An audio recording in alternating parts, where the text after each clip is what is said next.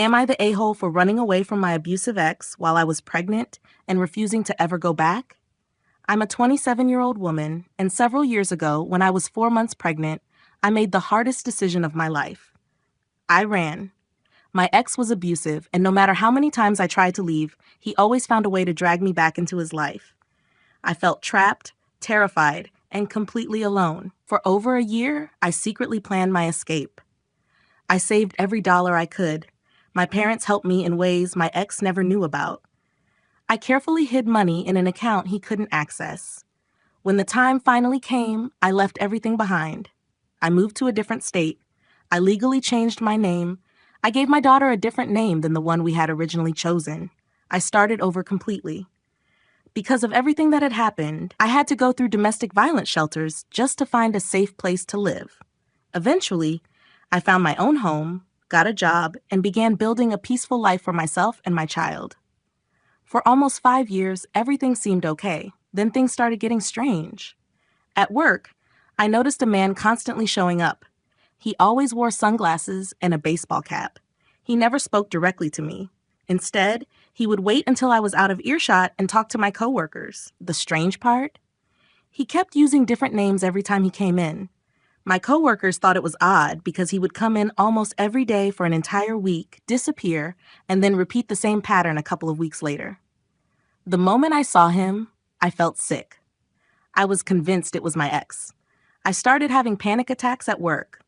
I reported it to a police officer I knew who was aware of my situation. He agreed to keep an eye on things. Then the letters started arriving. Each envelope had my old name on it. The name nobody should have known. Inside were short messages. I love you. I miss you. No signature. No explanation. Just enough to let me know someone had found me. I took the letters to the police. The officer told me I should consider filing for a restraining order and finding somewhere else to stay temporarily. Desperate for answers, I contacted an old friend through a fake social media account. She told me my ex had spent years trying to report me and my daughter as missing. Apparently, he still worked at the same job, but would randomly disappear on week-long trips that nobody could explain. Then she told me something that made my blood run cold. People were talking about how he knew where I lived, and he was considering taking me to court for custody. The next day, I received a notice from the post office saying I had a certified letter waiting for me. I hadn't requested anything. I wasn't involved in any court cases. Nothing made sense. I stared at that notice all day. I didn't want to pick up the letter. I was terrified it would confirm my worst fear, that he had finally found me. I couldn't stop thinking about everything I escaped. The abuse, the fear, the nightmares. I didn't want to go back to any of it. Then things got even worse. When I arrived at work, my coworkers immediately pulled me aside. A man had come in looking for me. They described him. It was my ex. When they told him I didn't work there, he became furious and caused a scene. My coworkers were ready to have him arrested if he came back. At that point, I left work and immediately sought legal help. A lawyer took my case. He quickly filed stalking charges, harassment charges, domestic violence claims, and requested a protection order. Soon after, a warrant was issued. Police throughout the area began searching for him.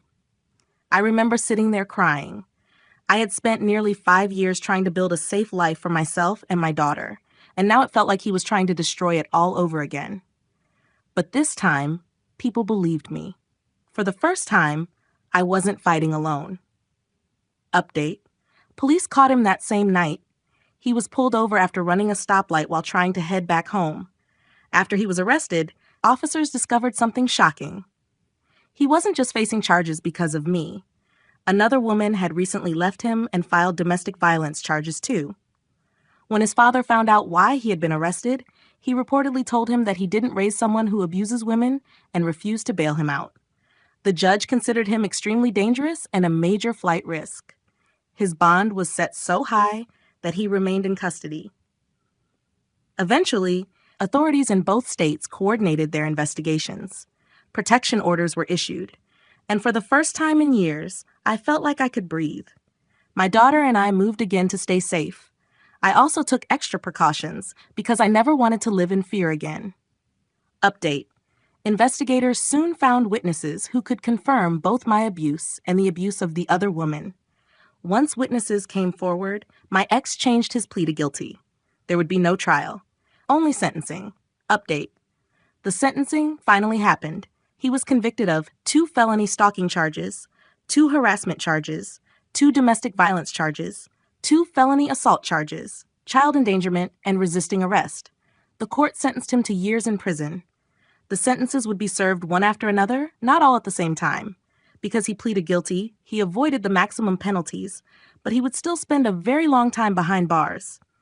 Afterward, my daughter and I relocated once again and focused on rebuilding our lives. Update. Life finally became peaceful. My daughter and I traveled. We visited beaches. We went to Disney World. We explored places we'd always wanted to see. For the first time in years, it felt like we were actually living instead of surviving. We also started therapy. Healing wasn't easy. There were still scars, but little by little, we began putting the pieces back together. Today, I'm surrounded by family. My daughter is thriving, and I've decided I want to go back to school so I can work in social services and help other women who find themselves trapped in situations like mine. For years, I lived in fear. For years, I believed I would never truly be free.